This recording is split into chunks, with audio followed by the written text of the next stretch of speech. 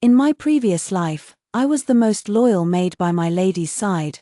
My lady was as gentle as a chrysanthemum, and every time she was framed, she would only say, "I have no way to defend myself." Later, I went to prison for her. When I crawled out with both legs broken and bleeding, she said, "You've suffered. I will ask the emperor to assign you a guard." I was tortured to death by that guard, while she gradually rose to become the empress, after being reborn.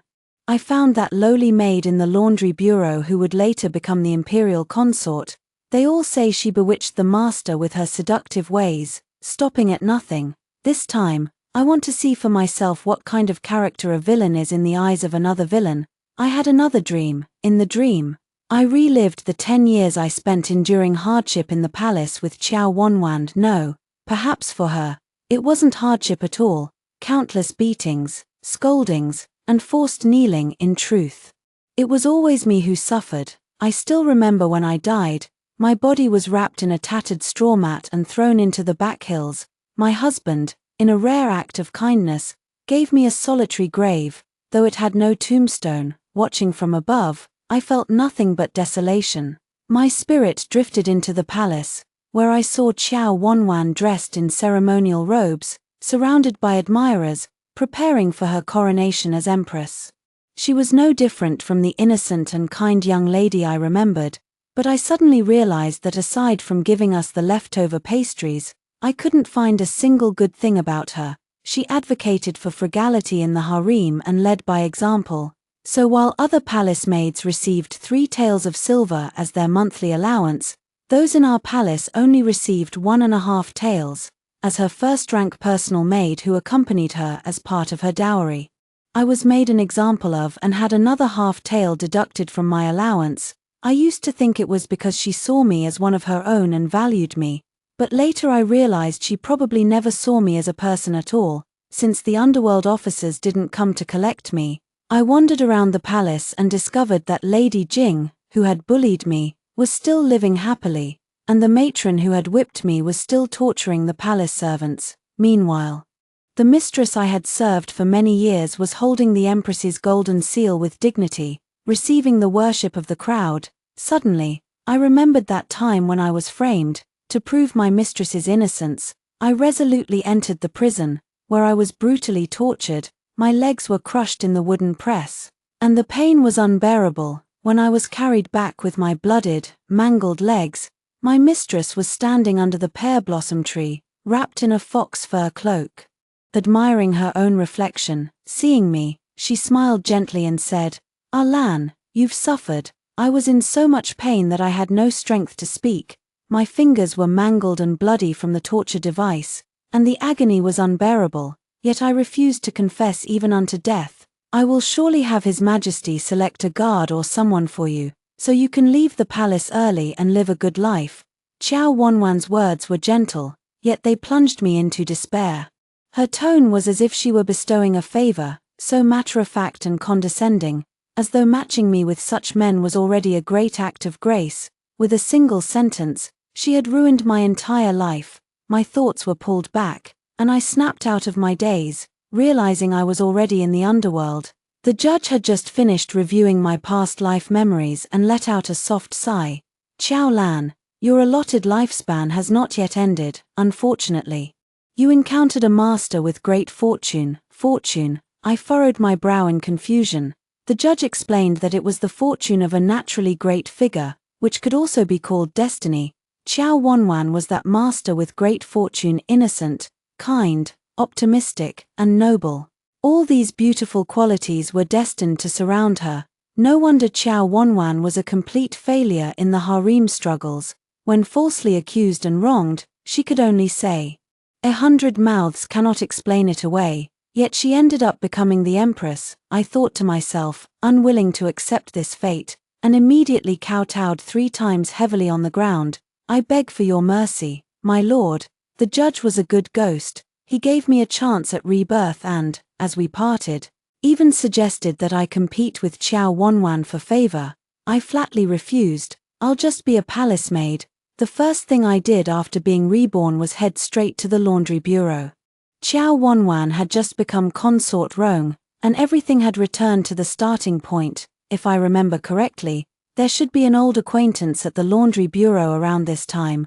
Winter had just begun, and the capital was blanketed by a heavy snowfall. For the servants in the palace, this was undoubtedly the worst. From time to time, they had to kneel in the icy snow to pay their respects, their knees so frozen they couldn't straighten up. I am a first-class palace maid in Chonghua Palace, a dowry made of consort rong. In the past, I always put my mistress first, often being harsh on those below, fearing they might break the mistress's rules and cause trouble. Anyone who neglected their duties would be punished by kneeling in the snow for 2 or 3 hours. Under my management, Chonghua Palace has always been strict with its rules.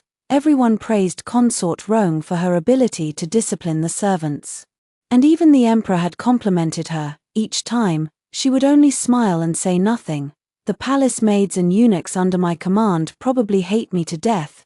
Now that I think about it, I must have been out of my mind. I offended people for no reason and didn't gain any benefits from it. Now that it's snowing again, the servants in Chonghua Palace are as fearful as ever. Green Bottle, who was in charge of stewing the bloodbird's nest, accidentally let the fire burn too dry and immediately turned pale with fright, looking at me as if she had seen a ghost. Sister Allen, I was wrong. I won't dare do it again. I swiftly scooped out the bird's nest, noting its vibrant and authentic color, then handed it to Green Bottle. Make another portion.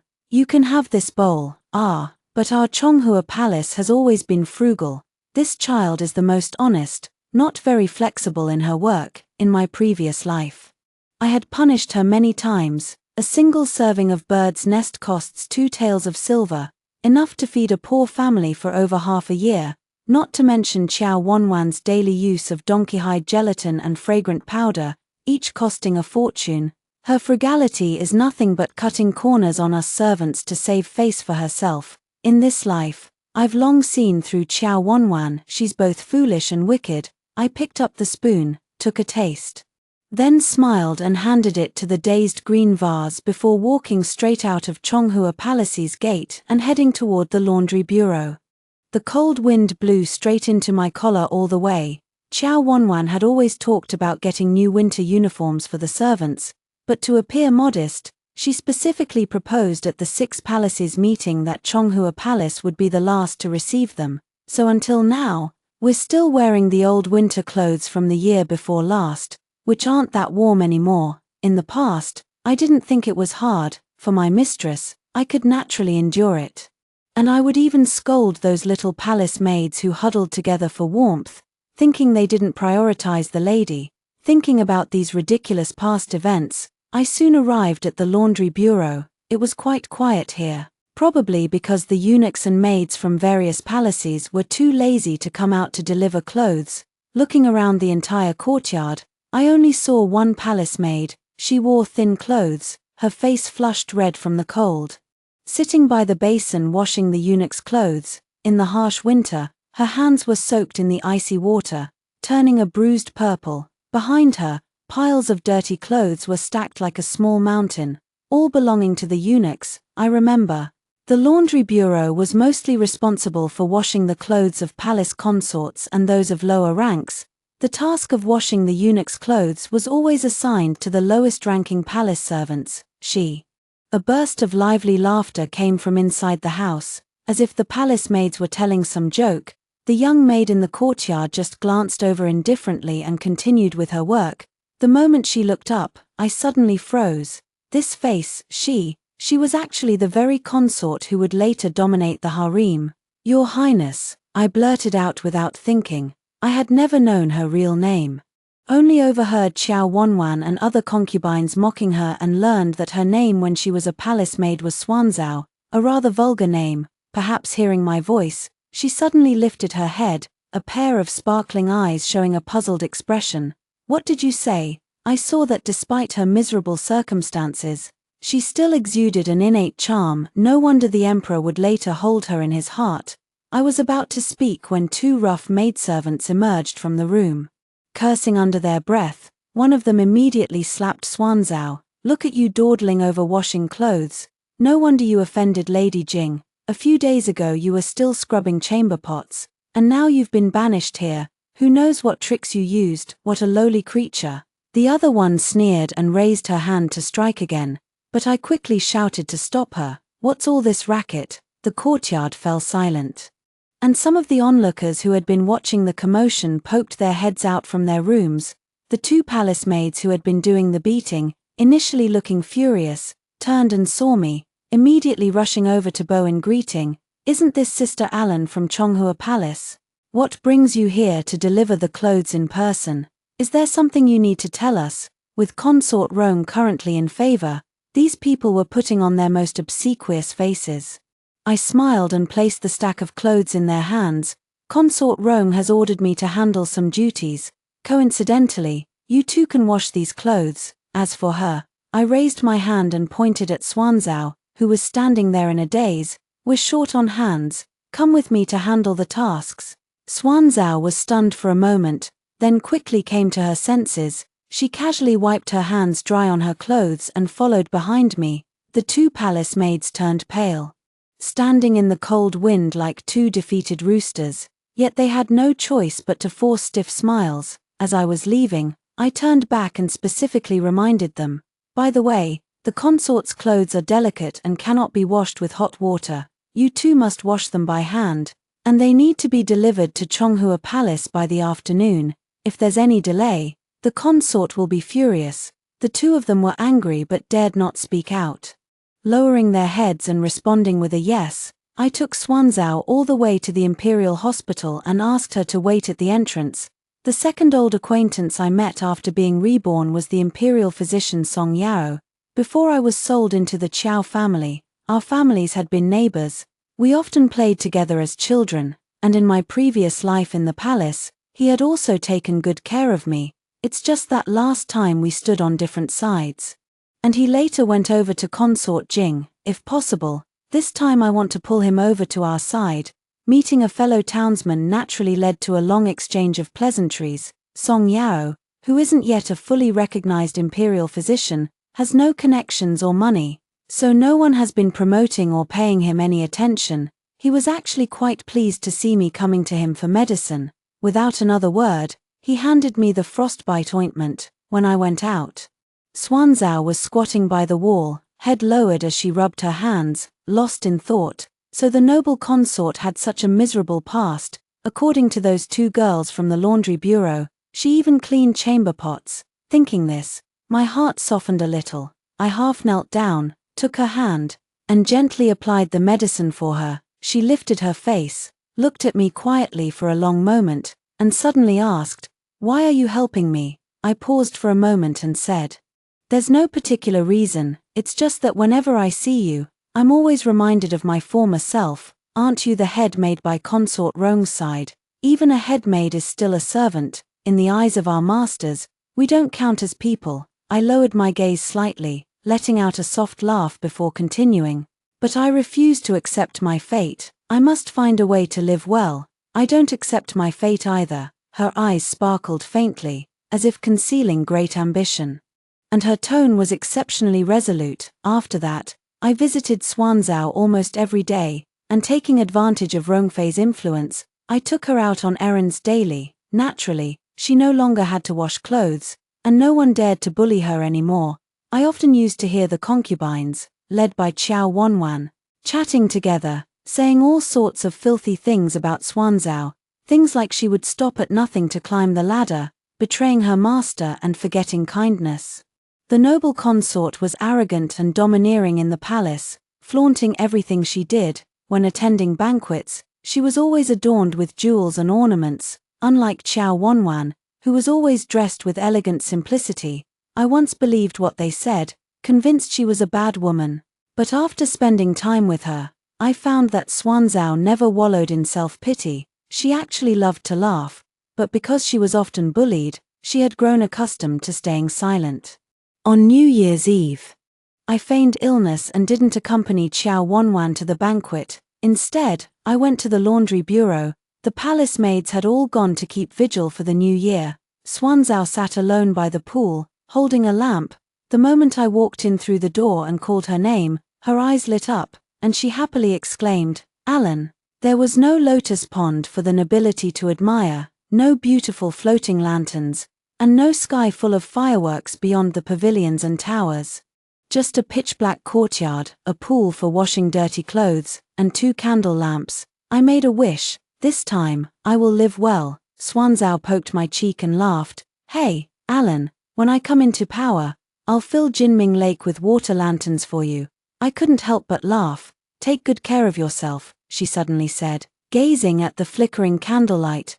This year I am 20 years old, and Xuanzao is 17. There are still 2 years until Xuanzao takes the throne. When I returned to Chonghua Palace, the courtyard was silent, and I had no idea where everyone had gone.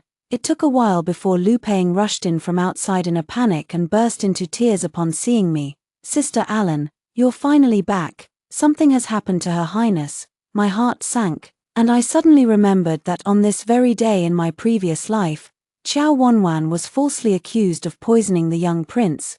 By now, she was probably being tried at Changchun Palace. I promised Xuanzao to release water lanterns together for blessings, but I completely forgot about it and hurried to Changchun Palace to check the situation. I peeked through the door and saw it was packed inside. The emperor sat at the highest seat, his face ashen, repeatedly asking Qiao Wanwan if she had any evidence to prove her innocence. It was obvious to anyone that the emperor was favoring her, constantly feeding her lines. Meanwhile, Qiao Wanwan knelt on the ground, blinking her innocent big eyes with a bewildered expression. Your Majesty, Empress, I am at a loss for words to defend myself. Good, very good. The same words as in my previous life. I saw the emperor's face darken as he massaged his temples, and the madwoman below the hall began her antics again. I am willing to reside in the cold palace for a long time. The truth will prevail, and I believe your Majesty will clear my name. Noble Lady Jing sat to the side, almost clapping her hands in delight. If I were her, I would probably do the same. Just like in her previous life, Qiao Wanwan was immediately stripped of her title as consort Rong, demoted to a commoner, and sent to the cold palace, beginning her leisurely and indifferent half-year journey in seclusion. What's disgusting is that, whether in this life or the last, when she entered the cold palace, she said, "The cold palace is a place of hardship, so it's good that Alan accompanies me inside." Afterward, without bringing any silver or jewelry, she entered the cold palace wearing only the nail guards that symbolized her status. She called it maintaining dignity. So during those 6 months in the cold palace, I was the one who served meals, made the bed. In short, I did all the work. Even when she wanted to plant flowers to show her optimistic, sun-loving side, it was me who ended up doing the planting. I used to feel heartache for her and pitied her, but in reality, the one most deserving of pity was myself. As soon as the emperor agreed to her request to take me to the cold palace, I rushed back to the palace at top speed, gathered all of Qiao Wanwan's jewelry, and packed it into a bundle. Otherwise, once we arrived at the cold palace, all that would await us would be spoiled food and leftovers. I still remember in my past life, when I had no money and couldn't eat or sleep well in the cold palace, Qiao Wanwan suggested doing needlework to make a living. So she slept soundly every night while I worked by lamplight, nearly ruining my bright eyes. Xuanzao came to see me off with tears in her eyes and slipped me some broken silver, probably her own savings. I didn't accept it, only told her to take good care of herself. After all, without the influence of consort Rong, her life probably wouldn't be easy. A light rain was falling as Qiao Wanwan stood outside the red wall, gazing up at the distant tower as if lamenting her love. I stood behind her and suddenly remembered that there should have been another old friend coming to see her off today. Just as I was thinking this, a slender figure appeared in the distance, walking toward the cold palace. Qiao Wanwan noticed as well, and when she saw clearly who it was, she smiled gently. "Ah Zhu, you've come." Amid the drizzling, misty rain, the visitor's face gradually became clear. Qiao Zhu, my sworn sister from my past life, who was sold into the Qiao family with me when we were children. She was lively and clever, always loyal and devoted. In her previous life, when Qiao Wanwan was punished by the empress, she was beaten with a rod in the court for trying to intervene. I begged Qiao Wanwan to plead on her behalf. But Qiao Wanwan firmly believed that the innocent would be proven innocent and insisted on waiting for the emperor to return and make a decision. Zhu is only being beaten with a board. The empress surely won't take her life, let's wait a little longer. If I hadn't thrown myself forward to take the beating for Zhu, she would have likely been beaten to death right then and there. After that, Qiao Wanwan said that as compensation, she sent Zhu out of the palace, only saying that she was doing well. After that, I never saw her again. In this new life, seeing my former sister, my eyes instantly welled up with tears, but for some reason, Zhu's expression seemed a bit strange. As if she was emanating a cold aura. It seems quite different from the scene in my previous life, where you came to see me off with tears and sobs.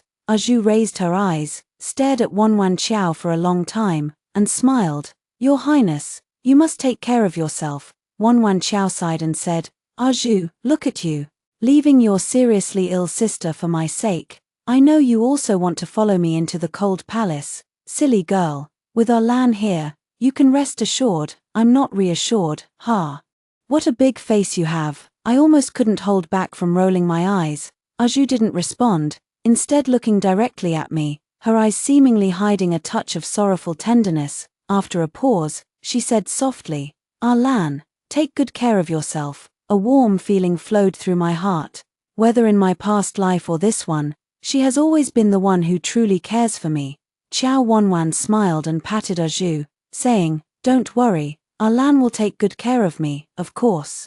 Take good care. On the first day in the cold palace, I fell ill. I was so sick that I couldn't get out of bed, unable to manage affairs or deal with Qiao Wanwan, except for the time I first entered and gave Qiao Wanwan's jewelry and belongings to the guards in exchange for fresh food.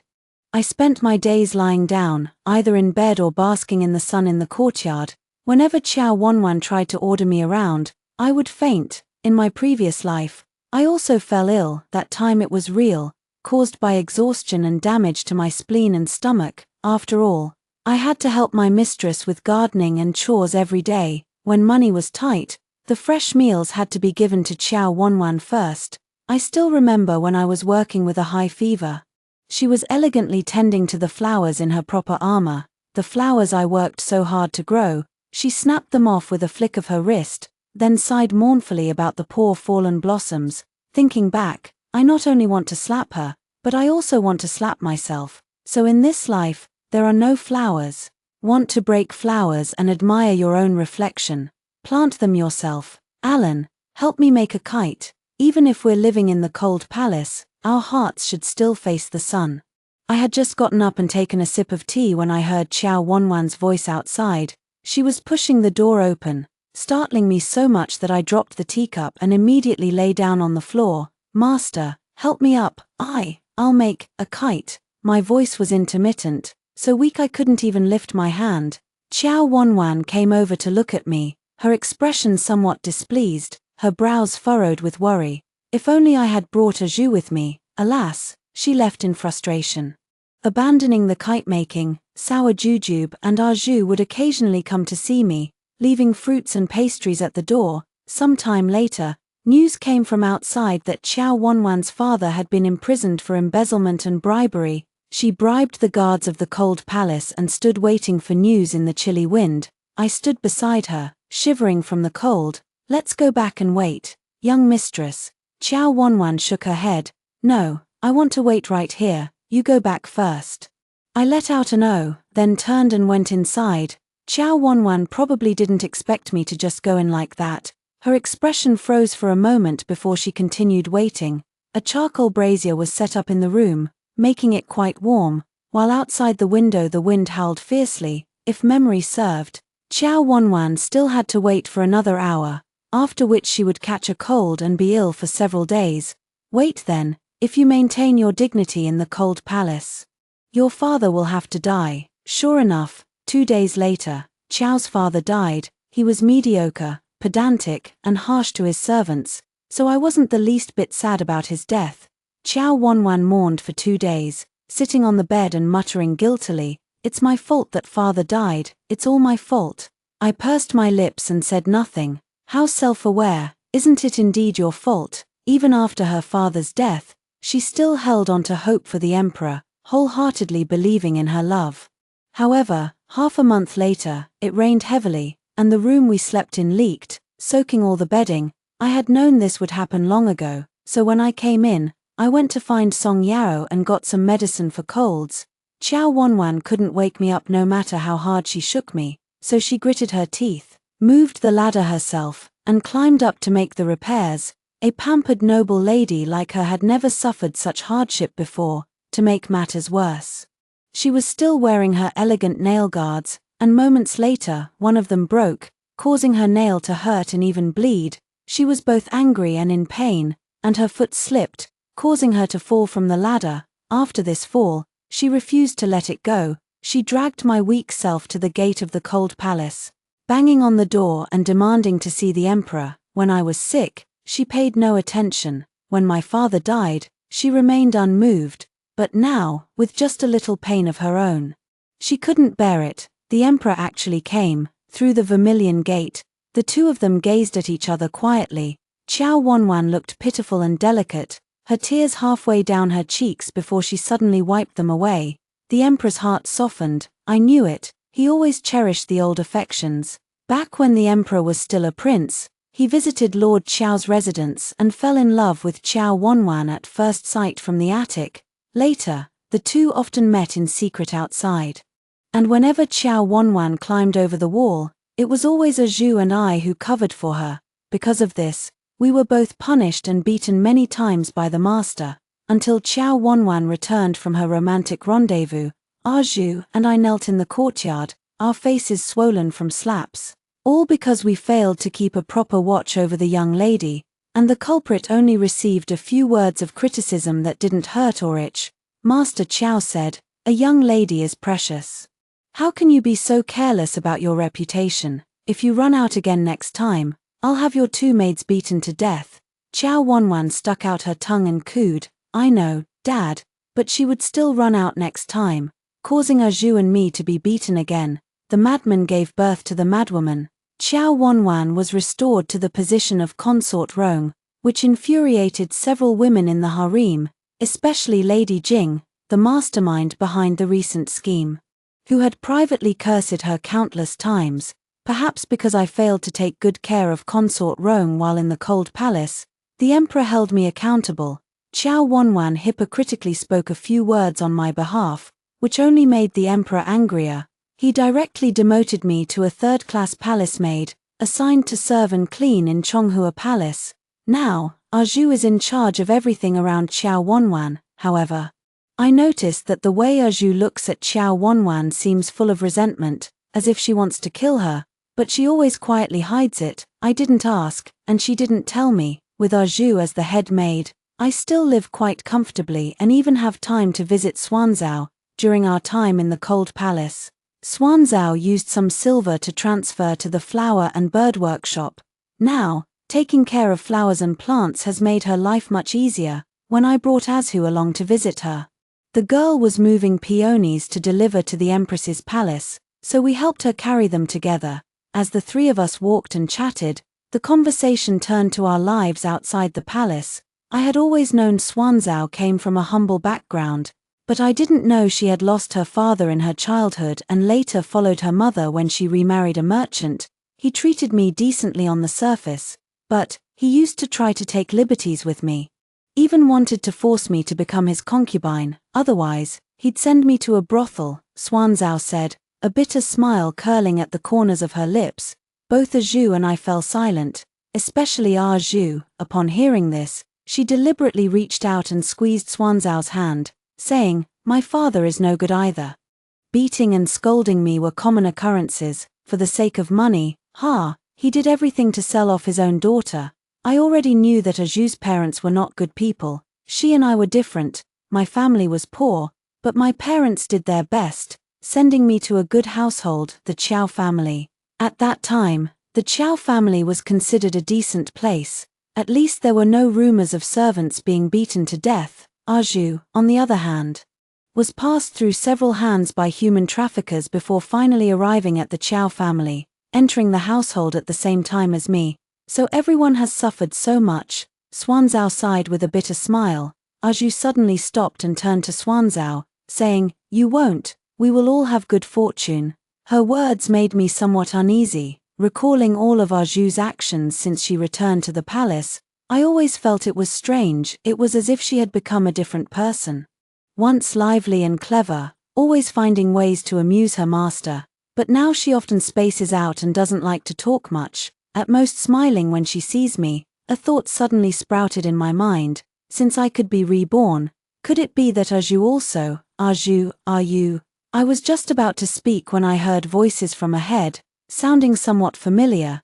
The sour jujube beside me trembled violently and wanted to turn around, before we could even react. Lady Jing and her entourage were already marching grandly in our direction. Lady Jing had a pair of phoenix eyes, and with just a slight narrowing of those long, beautiful eyes, one could sense a dangerous aura. This woman was full of wicked schemes. At the moment, she was hostile toward Qiao Wanwan, but later she would sway like a reed in the wind, attaching herself to Qiao Wanwan, flattering those above and bullying those below. The three of us quickly knelt down and kowtowed. "Aren't these two maids from Sister Rongfei's palace? Why are you carrying flowers? These flowers are quite beautiful. Send them to my palace." What a clever move by noble Lady Jing, deliberately targeting Qiao Wanwan like this. If we really give them to her, she'll deny it later, and when the Empress gets angry, she'll come after us. "Your Highness, these flowers are meant to be delivered to Fengyang Palace," Zhu reminded respectfully but firmly. Noble Lady Jing smiled casually and said, "Sister Rongfei's servants truly lack manners. These flowers, I insist on having them today." My heart sank. It seemed that noble Lady Jing was furious about Consort Rong's reinstatement and looked down on the old and neglected Empress, which was why she was deliberately showing off. I hadn't experienced this. It must have been Xuanzhao's experience in her previous life. Just as I was thinking about how to escape, a palace maid beside noble Lady Jing suddenly pointed at Xuanzhao and said, "Your Highness, isn't this Xuanzhao?" Noble Lady Jing stepped forward, lifted Xuanzhao's chin with her nail guard, and said with a smile, "It really is. I remember you were supposed to be scrubbing chamber pots. How did you end up in the flower house?" Sour Jujube kowtowed heavily several times. "I beg your Highness to spare my life." "Please, your Highness, with such skills, do you still need to beg me?" A smile curled at the corner of noble Lady Jing's lips as she swiftly made a cut on Sour Jujube's face, instantly leaving a bloody mark on her fair complexion. Zhu and I quickly pleaded for mercy but were firmly restrained by others, watching helplessly as Sour Jujube's head was pressed to the ground, and the foot of noble Lady Jing's palace maid stepped on the wound on her face. I was filled with grief and fury, yet unable to move a muscle. "Sour Jujube, when you were in our palace for 4 years, you were much more obedient than you are now," the palace maid said with a laugh, while Sour Jujube pressed her lips tightly together, half of her face covered in blood. Her eyes were fixed on the blood dripping onto the ground, as if she wanted to see right through it. It turned out that in the past, when Sour Jujube was in Lady Jing's palace, she had been tortured and abused like this for years. My heart ached, and tears welled up in my eyes uncontrollably. For some reason, seeing her reminded me of my past self, barely alive, crawling out like a dog clinging to life. Just because we are palace maids, life is so difficult. I don't know how long it had been, but they finally left. Before I could even recover from the suffocating feeling, Xuanzhao had already scrambled up and helped both Zhu and me to our feet. Her face was covered in blood, but she acted as if nothing had happened. Just wiped her face fiercely with her sleeve, then picked up the flower pot, her gaze resolute and cold. "I've dragged you into this. Go back and rest. I'll deliver the flowers." Zhu and I exchanged a glance, then we also started moving the flowers, together, on the day of the Mid-Autumn Festival. Qiao Wanwan was granted the authority to assist in managing the 6 palaces. The Empress's health was poor, and everyone knew that a change in the management of the inner palace was only a matter of time. If nothing unexpected happened, it would likely be the Emperor's favored consort Rong. After all, the Empress is truly pitiable. Her family is gradually declining, she has no children of her own, and she receives no affection from her husband, only perhaps a little respect. Just after the Mid-Autumn Festival came the late Empress Dowager's birthday. The emperor hadn't summoned any concubines for several days, and for some reason, I hadn't seen Xuanzao during this time either. I vaguely remember that Xuanzao gained favor around this time, but I don't know how she managed it. I took some time to visit the flower and bird quarter and discovered that Xuanzao's residence had many copied scriptures, even some written in blood. Could it be that she gained favor through this? When I woke up, Zhu hurried over to tell me that an auspicious omen had appeared in the late Empress Dowager's palace. Hundreds of birds had perched on the eaves, and there were hundreds of feathers of various shapes and colors on the altar. The emperor has bestowed the title of Noble Lady Yarrow upon her and granted her residence in the Palace of Gathered Elegance. The entire palace is buzzing with the news that Noble Lady Yarrow was originally a palace maid who, by sheer luck, became a consort. I felt a surge of excitement in my heart. It must be Xuanzao. In her previous life, she had eventually become consort Yao, showered with boundless favor and affection. Qiao Wanwan was so furious that she lay on her bed shedding tears, repeatedly lamenting that the emperor had betrayed her sincere feelings. Before Zhu and I could go find Xuanzao, before we could congratulate consort Yao, misfortune came knocking at our door. Qiao Wanwan had been framed again. The emperor went to the imperial mausoleum to pay his respects, and the consorts went to pay their respects as usual.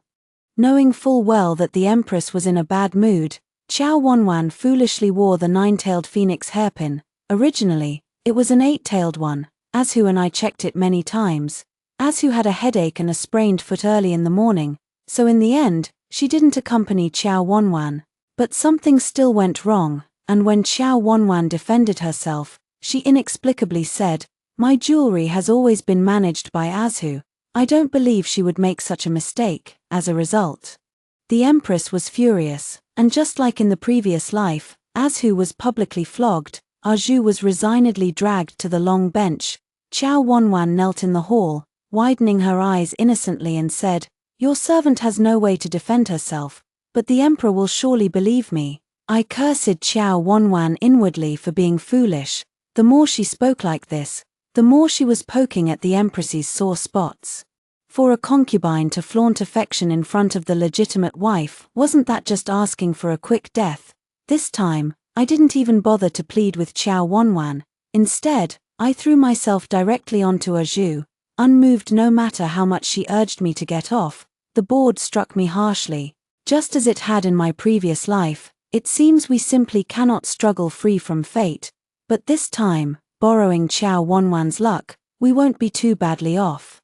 Because I had already arranged for someone to leave the palace early and inform the emperor that consort Rome was pregnant, had been punished by the empress, and was now in critical condition. She was indeed pregnant, it's just that no one knew about it yet. In just a moment, the emperor's carriage will arrive. I endured the pain from the board, groaning softly under my breath, but I firmly shielded Zhu, who desperately tried to push me away.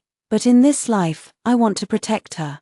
I want us both to live well. Just wait a little longer, just a little longer. At that moment, a flurry of footsteps rushed in from outside, and suddenly, someone swept in like the wind, shielding me beneath them. The board abruptly stopped. I lifted my head and was astonished to find that it was actually Xuanzao. "Noble Lady Yarrow, what are you doing? Step aside at once." The empress rose to her feet, slamming the table, her face filled with rage. Xuanzao's voice was firm and stubborn.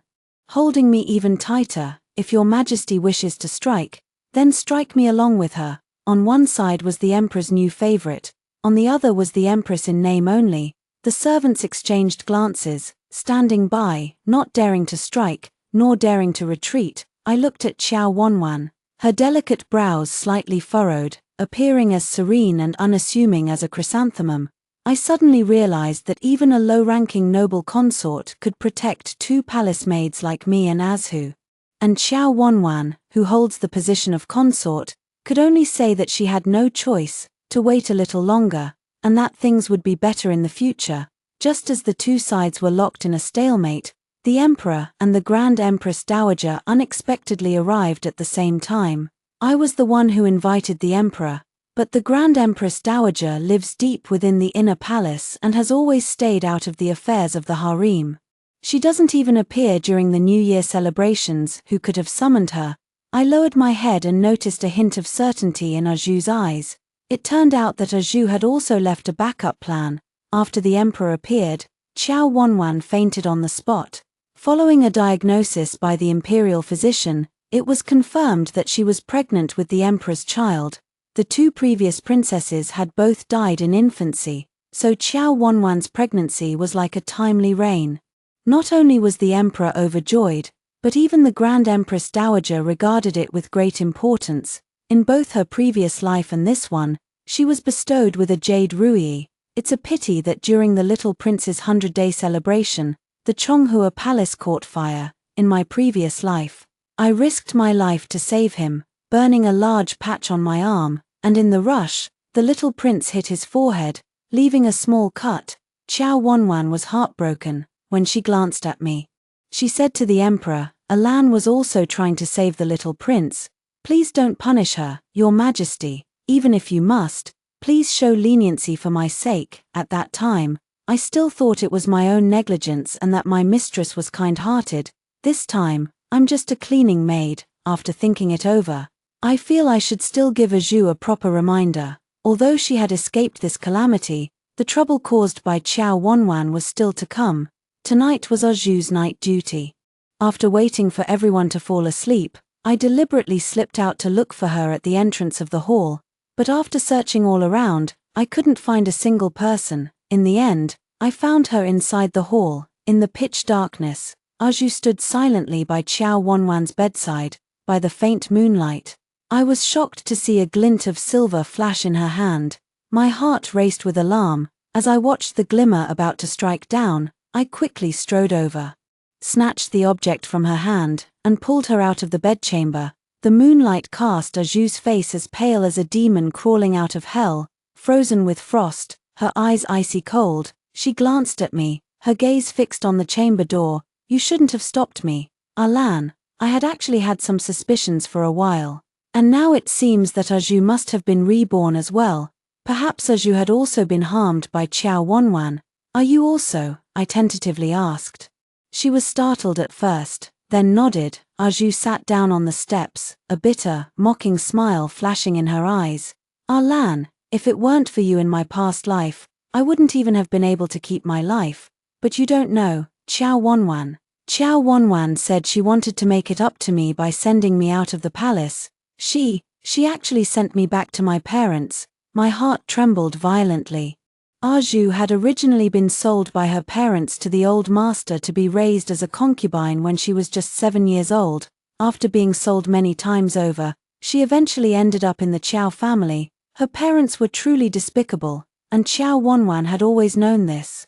I was already too afraid to hear more about Aju's suffering, but she let out a faint, bitter laugh and said, Lan, do you know what she told me? I begged her for a long time, but she said, no matter how worthless parents are, they're still parents. They raised me, so they must have cared for me deep down. I was caught and sold to a brothel. I tried to run away several times, but I was always caught and beaten brutally. Later, I took my first client, a man with a fat head and big ears. As she said this, her voice trembled slightly. I immediately held her tightly, tears streaming down my face uncontrollably.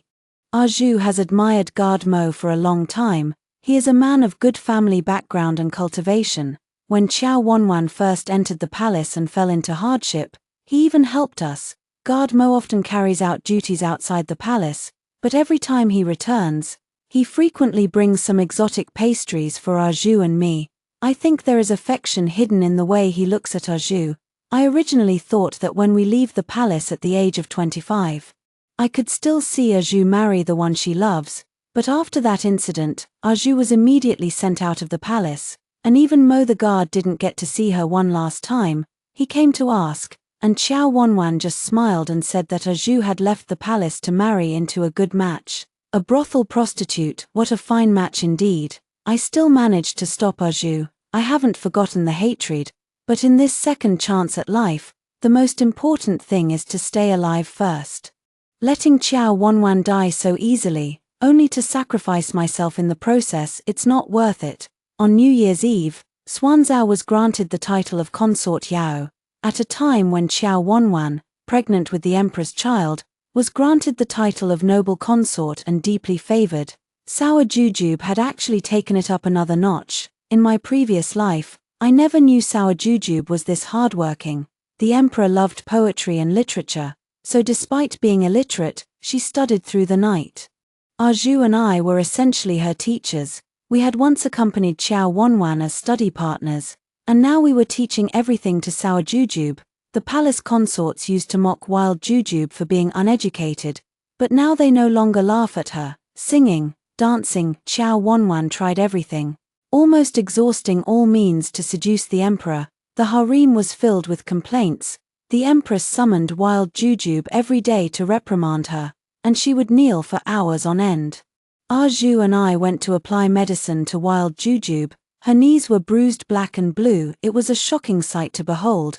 But after applying the medicine, Xuanzao immediately rushed off to practice dancing. Lately, she has been practicing Western region dance because the emperor is visiting the Western region next month.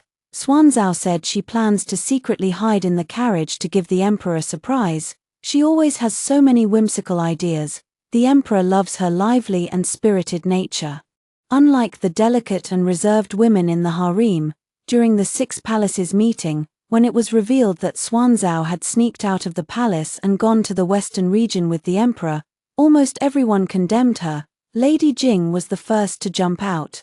Belittling the humble origins of the Sour Jujube and her despicable methods, Qiao Wanwan's lips curled with a faint, almost imperceptible smile, tinged with a hint of mockery. Sister is right. Even if we knew about Consort Yao's tricks, we would never stoop to learning them. The two used to be mortal enemies. Because of Qiao Wanwan, I had suffered much humiliation at Lady Jing's hands. Now, they seemed like the best of friends. A group of noble ladies covered their mouths and laughed, but I only felt disgusted. On the way back with Arju after collecting the items in the morning, I mentioned Lady Jing to her. Her Highness said that Lady Jing is coarse and unrefined in appearance.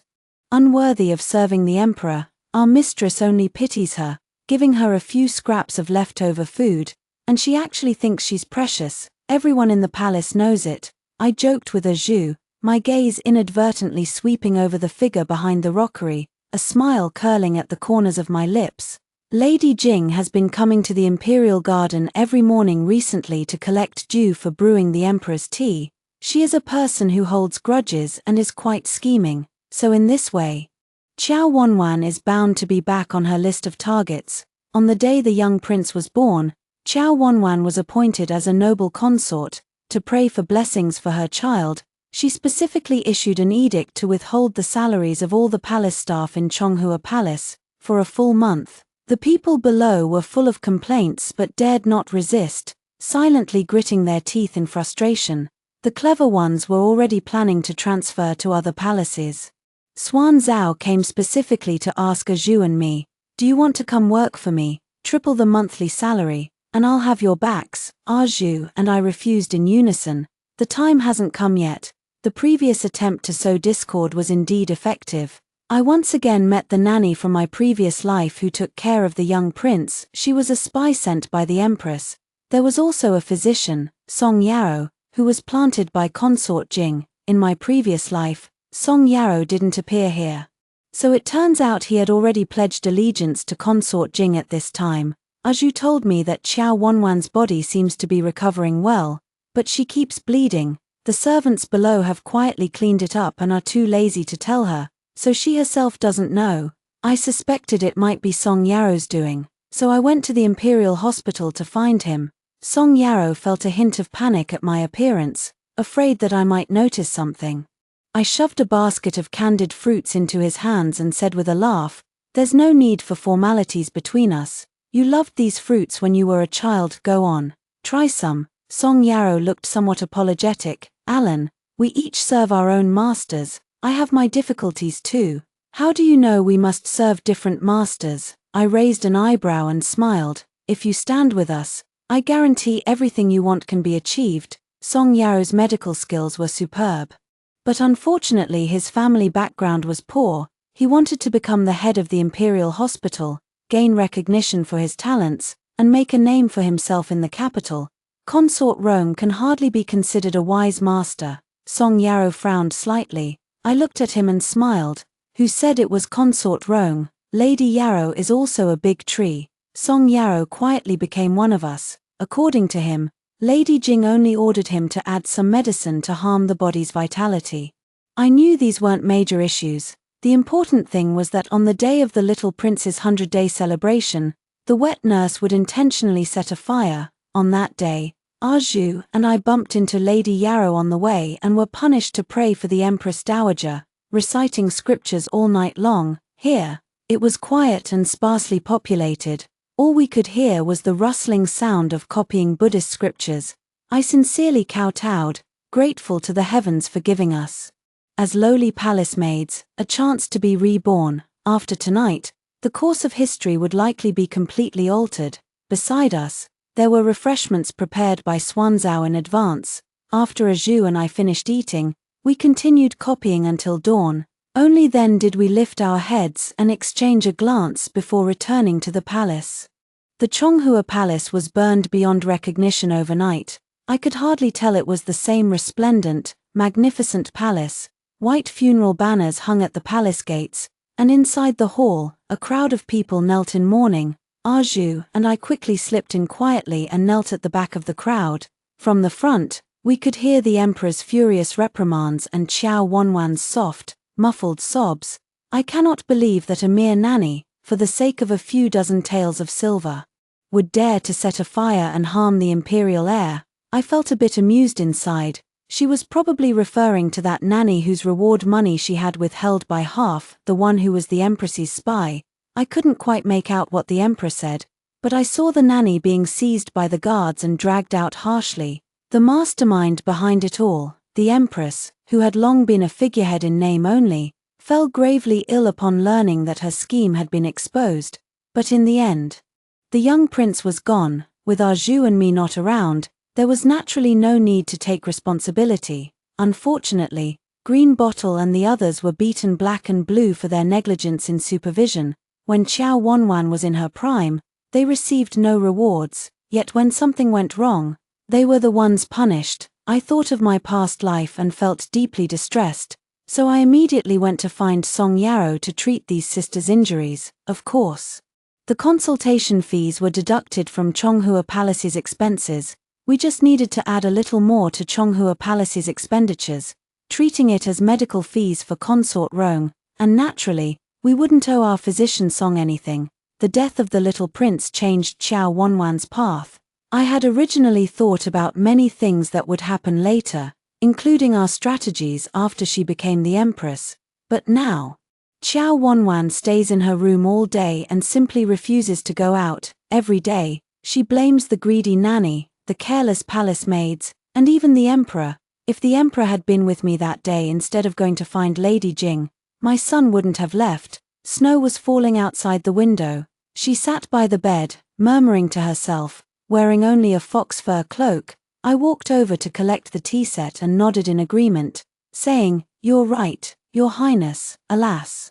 It's a pity the Empress is still in good health. Agree with her, affirm her, let her become arrogant. Arju and I have been following this strategy all along. In fact, I even had Song Yarrow prepare a calming powder, but I added something extra to it. As a result, when the Emperor came, Qiao Wanwan would often put on a cold face, sometimes throwing tantrums, sometimes filled with resentment. As time went on, even the Emperor stopped wanting to visit. Sometimes I would stare at Qiao Wanwan in a daze, unable to understand why. In my previous life, even though I risked my life to save her son, she showed not a trace of gratitude. Arju said, she never treated us as human beings. In her eyes, even if servants were to die doing these tasks, it would be seen as only natural. On New Year's Eve, Swanzhou became Consort Yarrow, taking charge of the 6 palaces.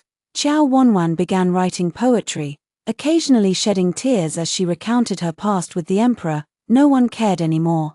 Mo the guard often came to visit Azhu. Before, Qiao Wanwan would stop him, saying it was improper for men and women to interact and that it was against the rules, but now she couldn't control it anymore. Occasionally, I would get some snacks and share them with the young ladies in Chonghua Palace. Although we were all there to work, we still managed to live happily. Yarrow Fei, who had once been a palace maid herself, managed the inner palace with a kind heart. She increased the monthly allowances and allowed the maids to leave the palace once a month.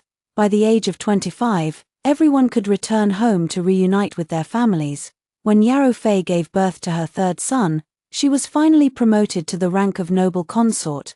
The entire harem, with all its favor, was concentrated on her alone. She insisted that her child recognize me as their godmother. On one birthday celebration, she said she wanted to release flower lanterns. The emperor, with a wave of his arm, arranged it directly at Golden Bright Lake. The center of the lake was filled with blooming lotuses, surrounded by all kinds of flower lanterns. At night, fireworks bloomed across the sky. I followed by her side and released flower lanterns with her, avoiding the emperor. She quietly leaned close to my ear and said, "Alan, I've kept my promise," looking into her sparkling eyes.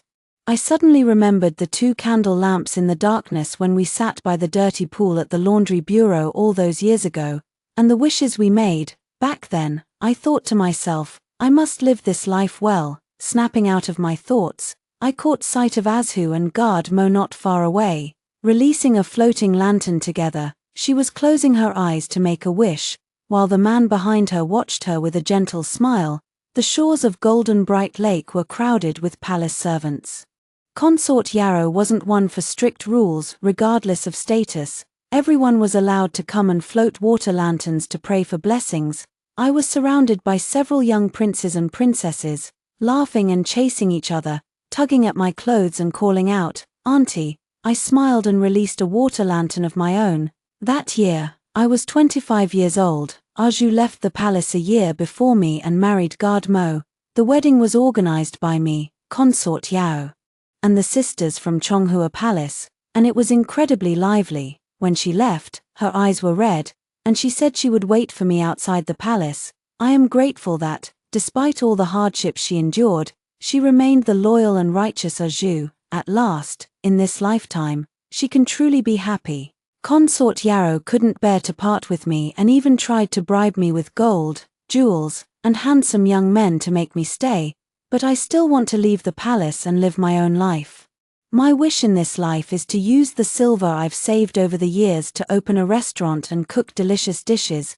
Perhaps I could even fill the restaurant with flowers, surrounded by beauty in all 4 seasons, just like that, simply managing my own little world. In the end, Consort Yarrow supported me, even smilingly said she wanted to invest. When she's in a good mood, she'll bring the emperor out of the palace to visit my restaurant. I gave a forced smile. Before leaving the palace, I went to Chonghua Palace to see Qiao Wanwan. Nowadays, Chonghua Palace could be considered a different kind of cold palace, foolish and aloof. It was no longer capable of making the emperor change his mind. So, after being framed once again for plotting against the prince, Qiao Wanwan never managed to recover. She is now Lady Qiao, but due to her past behavior, no one is willing to serve such a picky and stingy mistress anymore. Apart from the little eunuch who brings her meals every day, no one pays her any attention. When I entered, Qiao Wanwan was sitting in front of the dressing table, fiddling with the nail guards on her hands. Her hands had already developed fine cracks, likely because the capital was too dry. In my previous life, after leaving the palace with a crippled leg, my hands had always been like this, washing clothes and cooking day after day, enduring endless hardships. At that time, I was wondering what Qiao Wanwan was doing. "Alan, are you here to laugh at me?" she suddenly spoke, a faint mockery in her eyes. "Yes," I nodded, confirming my purpose. She was taken aback, probably not expecting me to actually say that.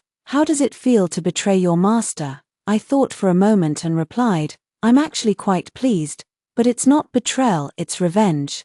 Qiao Wanwan paused, looked at me, her eyes burning with anger. "Revenge? You lowly wretch, if it weren't for our Qiao family, a worthless life like yours would have long been rotting in some forgotten corner." Indeed, a worthless life. But even a palace maid must survive. mustn't she? Xiao Wanwan. I'll be honest with you, in this lifetime, I've come to claim your life. I pinched her chin, watching the shock in her eyes grow more intense, and chuckled softly. Aju wanted to kill you before. But I saved you. You should be grateful to me, because I believe someone as noble as you shouldn't have died like that, and your death would have implicated others. Look how good things are now, the desolate palace, faded armor, spoiled food, and even mice in the corners. I glanced around, nodded affirmatively, then raised a smiling face and said, "You're welcome, Your Highness." I turned to leave but suddenly remembered something, stopped in my tracks, and said, "Let me tell you a secret. Xiao Wanwan, in your previous life, you actually became the Empress." Hihi. A heart-wrenching scream came from behind as she collapsed to the ground. "Enjoy the rest of your life, Your Highness." I hurried away, leaving the palace before sunset. Consort Yarrow came specifically to see me off. I don't know what methods she used, but she actually pressured the Emperor to inscribe a plaque for my restaurant. The Emperor's personal handwriting. My hands were trembling when I received it. She also brought a cartload of miscellaneous items, newly cultivated rare flowers from the greenhouse, calligraphy and paintings from the storeroom, and several chests of silver. This is my investment capital. I couldn't stop smiling. Green Bottle and a few other young maids also arrived carrying bundles.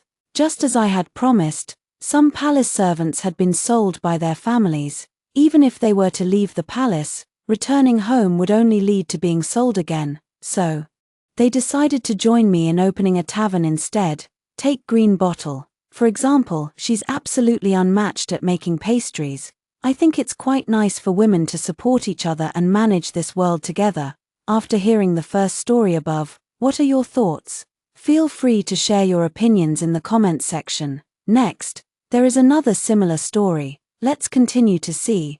I am the most noble lady in the capital. Yet everyone avoids me like the plague because I'm a crazy chatterbox. My brother is about to get married, so I lock him in a dark room every day, asking him 10,000 times, "Will you still love me most when you have a sister-in-law?" My brother's patience ran out, and he stuffed me into the Eastern Palace. "The Crown Prince is your fiancé. He's madly in love with you. Go pester him and leave me alone." A storm brewed in my eyes, only to meet a pair of deep, tranquil glass-like pupils. How could a person be this beautiful? Such a handsome husband should be mine. I followed my brother's advice and clung to him relentlessly. Yet my husband was too stingy to spare me even a single word. I gritted my teeth and asked, "Husband, where did you go to have fun today?" I pinned him against the wall and declared, "I won't allow you to joke around with other girls." I pushed him down. "Say you like me. Say it. Why aren't you speaking?" The matron looked at me with a complicated expression. "Crown Princess, please be careful with your words. His Highness the Crown Prince cannot speak." As expected of me, forcing a mute to speak. "My father is a civil official who can out-argue a crowd of scholars, and my mother is a military general who can slaughter all four directions." I perfectly inherited their best traits, becoming a deranged, obsessive chatterbox. When I was 10 years old, I monopolized my father. My mother's possessiveness flared up, and she took my father to the borderlands for a romantic getaway. They ended up staying away for 8 years. Fortunately, I have a normal older brother. My brother played both father and mother to raise me. By the time I grew up, his hearing was almost gone. He sighed, "Little sister, how come such a nice person ended up with a mouth like that?" I was already on the verge of getting drunk, but upon hearing that, I immediately sat bolt upright. I put my hands on my hips. "When Jiao Jiao, are you looking down on me? Do you have another little sister now?" I took a deep breath. "Is she as beautiful as I am? Is she as skilled in all kinds of martial arts as I am? Can she chat with you about everything from court gossip to family matters?" I pressed forward step by step. "Look into my eyes and answer me." I had noticed something was off with my brother for a while now. Before, my brother didn't care about his appearance. But what about recently? He bathes and burns incense before going out, practices martial arts in the training ground when he returns home, irons his clothes to remove wrinkles, and styles his hair with hairpins and flowers. According to the storybooks, this is called a peacock spreading its tail. Such a flirtatious act. I wonder which girl he's trying to charm. My brother's pupils dilated, his face contorted, yet he still coaxed me. When Nyen, I promise you're the only sister I have. I don't care for anyone else. My mood improved, and I reluctantly believed him. The day after my brother got me drunk, I woke up at the entrance of the Crown Prince's residence. The sound of my brother's tearful voice still seemed to echo in my ears. Sister, your brother is off to settle his life's great matter. The Crown Prince is the husband I've carefully chosen for you. Pester him, and let me off the hook. Life's great matter. He really went to find me a sister-in-law. As for that carefully selected Crown Prince husband, it's said that he is a man of few words. No one has ever heard him speak except the Emperor. How could such a silent man be worthy of a chatterbox like me? I suddenly opened my eyes, burning with raging fury. Suddenly, a beautiful and exquisite face came into my view, his clear crystal-like eyes sweeping over me indifferently. The anger was extinguished with a snap. I couldn't believe it. With just one glance, I fell in love at first sight. My gaze drifted downward, and the dragon-shaped jade pendant at his waist revealed his identity as the Crown Prince. Tears streamed down my face. Brother, I was wrong. You really do love your little sister, giving me such delicious food to eat. The nanny beside the Crown Prince cleared her throat lightly. This must be Miss Wen, right? Why haven't you paid your respects upon seeing His Highness the Crown Prince? My eyes lit up, and I immediately slid down to kneel by the Crown Prince's legs, grabbing his sleeve and shaking it back and forth. Are you my future husband? As expected from my brother's careful selection, you really hit all the right spots in my heart. Are you here to take me into the mansion? How thoughtful. My name is Wen Nyen. You can call me Nyen, or Anyan, or simply call me my dear. What should I call you? I remembered that the Crown Prince's name is Xiao Mo, Crown Prince brother, Xiao Mo brother, Mo brother, husband. As I spoke, I stood up, and by the end, I was practically clinging to him. Looking closer, Xiao Mo's skin was as flawless as jade, without a single blemish. At this moment, his eyelashes trembled slightly, his long brows furrowed gently, and his entire body was tense, like a fully drawn bow. I couldn't help but stand on tiptoe and lean in closer. How about I call you husband, and you call me darling? Xiao Mo's fist, clenched behind his back, tightened even more. He tilted his head to the side, avoiding my approach. I stared at Xiao Mo's earlobe and raised an eyebrow. Husband, why are your ears turning red? Upon hearing this, Xiao Mo struggled to pull me off, then turned and left in a hurry, his sleeves fluttering. The matron stared in shock at the Crown Prince's retreating figure. I haven't seen His Highness the Crown Prince show any emotion in such a long time. As she finished speaking, the nanny began to sob uncontrollably, choking up as she recounted Xiao Mo's tragic past. In summary, it was a story of a mother who died young, a cold-hearted emperor, and a boy who was nearly poisoned to death. It suddenly dawned on me, he had been so deprived of love that he became withdrawn and stopped speaking. I suddenly felt the weight of my responsibility. Don't worry, madam. I can handle barking dogs, depressed cats, lazy fish, and irritable monkeys. Dealing with a pitiful him is nothing to me. The matron seemed to hesitate, wanting to speak but holding back. Miss Wen, the Crown Prince is quiet and doesn't like to talk. Won't you find it boring, being so chatty? I held onto the nanny's arm with a sincere expression. Nanny, what a coincidence. My 5 elements lack tranquility. I just adore the quiet and gentle ones. My destiny is missing the Crown Prince. The nanny was overjoyed and immediately started calling me the Crown Princess, taking me on a tour of the Crown Prince's residence, from the main hall to the garden, and then from the garden to the side hall. We chatted all the way until my stomach started growling. Xiao Mo was sitting upright in the side hall, with a table full of lunch dishes laid out. Hearing the noise, he glanced up at me, his expression calm and unreadable. For some reason, seeing him made me even hungrier. I snuggled up close. Wow, this braised pork meatball smells amazing. It's just so rich that I can't even catch the scent of the ambergris on my husband anymore. I praised. This crystal tofu is smooth and tender, and delicious. I've heard that eating tofu is good for the skin. No wonder your skin is as flawless as congealed fat. My husband, I said shyly, The lotus root is quite nice, just like how the lotus root may break, but its fibers stay connected. It's like our fate, impossible to sever. Yet complicated to sort out. Xiao remained silent, only continuously serving me food, even stuffing it directly into my mouth. The nanny wiped away tears. Oh my, the crown prince knows how to cherish his wife now. He's grown up. I was almost moved to tears myself. What a virtuous husband. My mother said that virtue is the best dowry a man can have.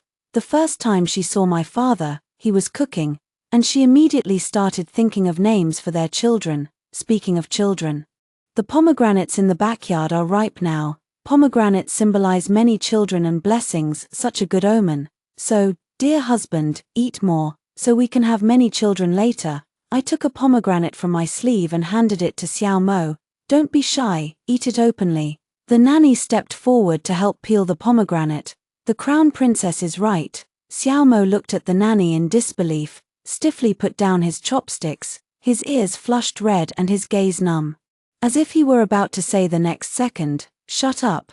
But he didn't say it, only took a deep breath, stood up, and walked out of the side hall with his hands behind his back. I'm happily devouring my meal. It's so delicious. My brother was right.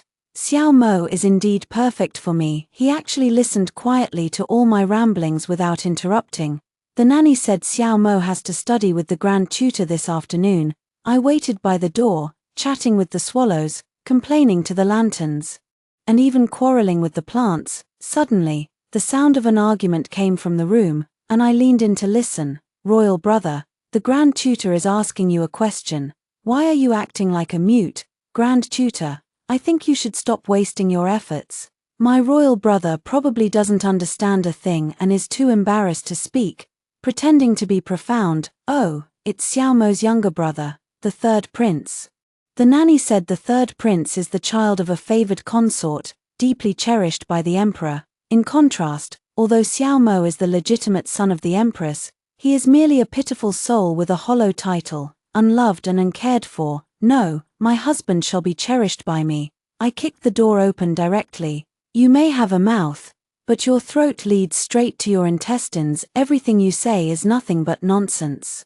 I snatched the ruler from the grand tutor and immediately chased the third prince around, whacking him. If you keep spewing filth from your mouth, I'll sew it shut. The third prince covered his head and wailed.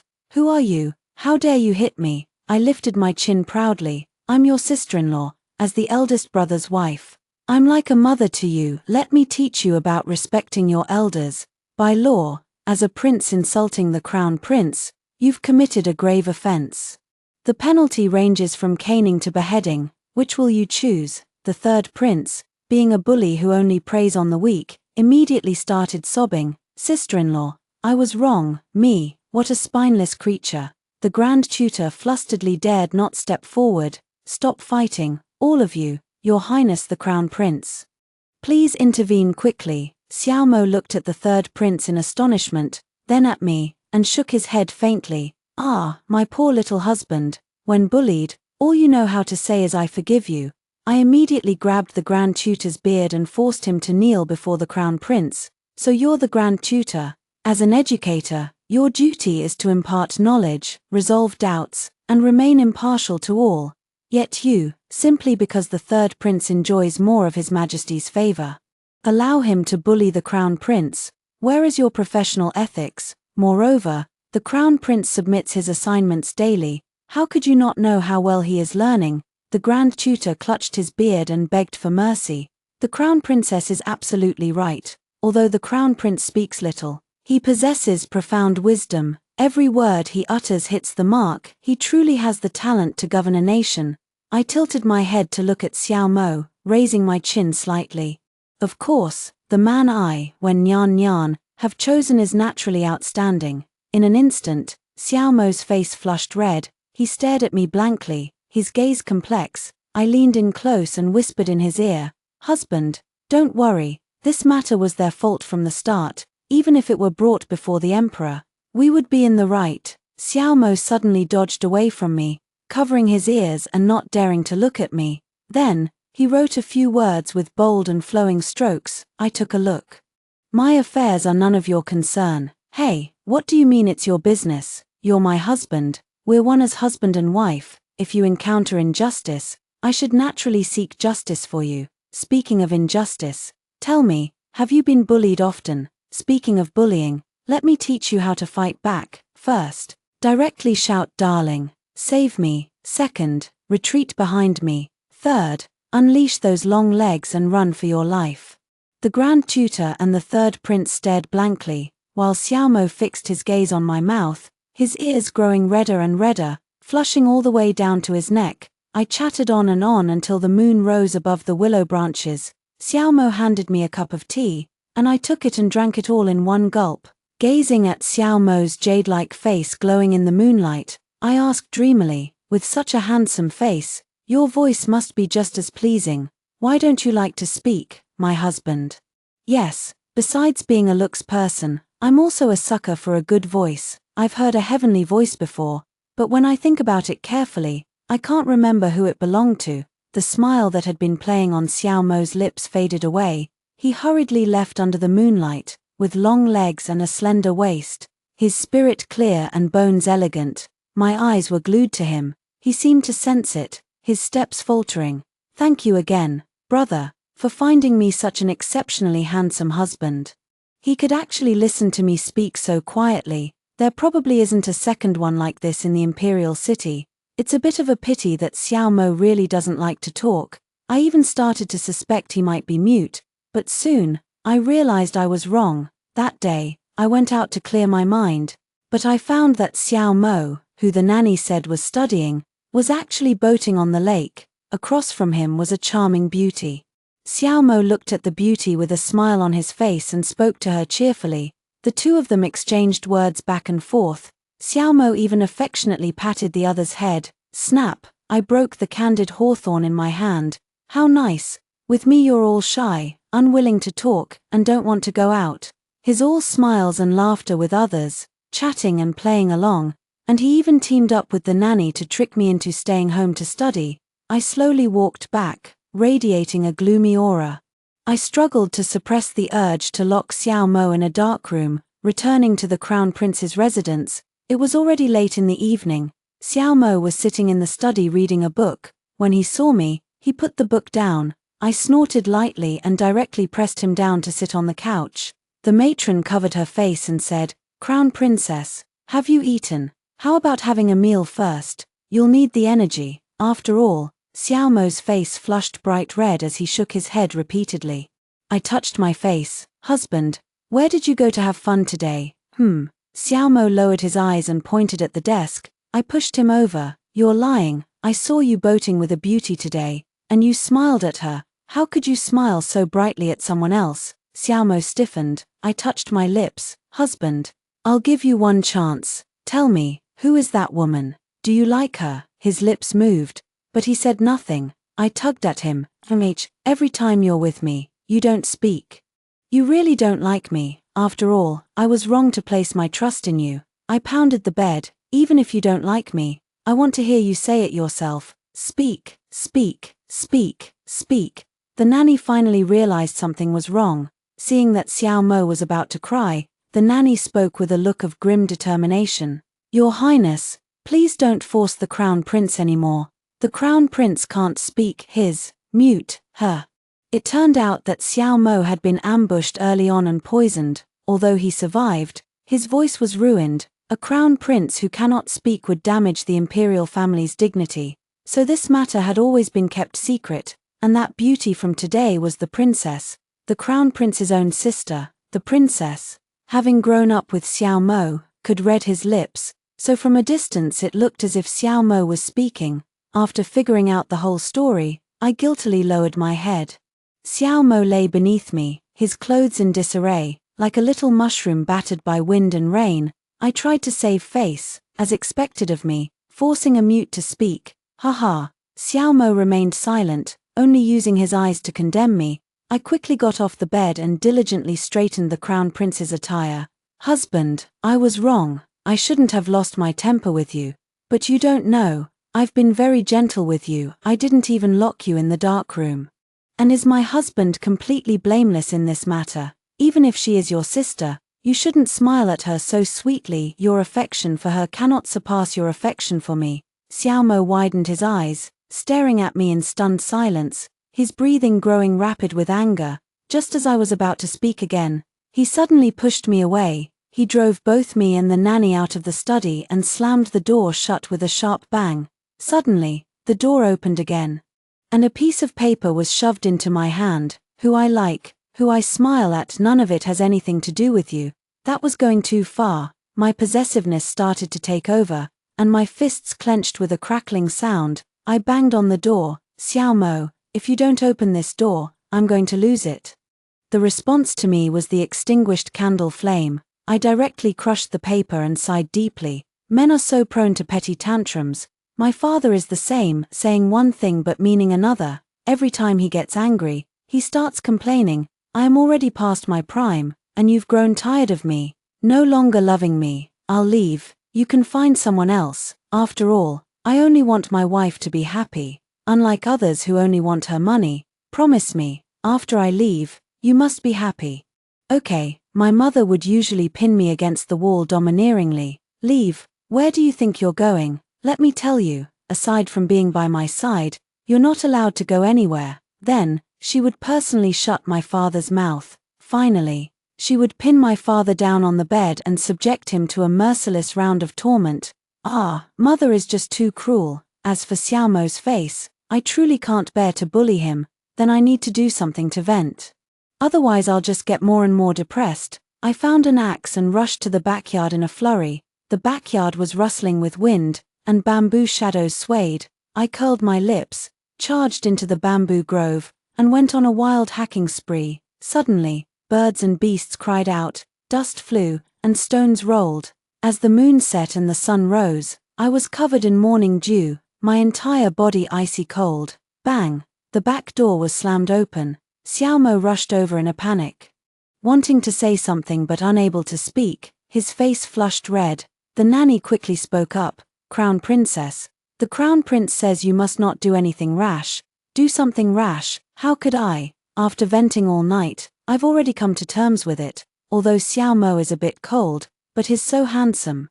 Although Xiaomo is a bit awkward, but he's so handsome. Although Xiaomo is mute and can't chat with me, but he's so handsome. Xiaomo suddenly raised my hand, snatched the axe from my grasp, and threw it away. He opened his mouth and said a few words. I squinted, pondering. I want to kiss you. As soon as the words were spoken, a wave of jeers was heard, with the matron and guards watching eagerly. Xiaomo helplessly pointed at the axe and repeated himself. I understood. The axe is dangerous.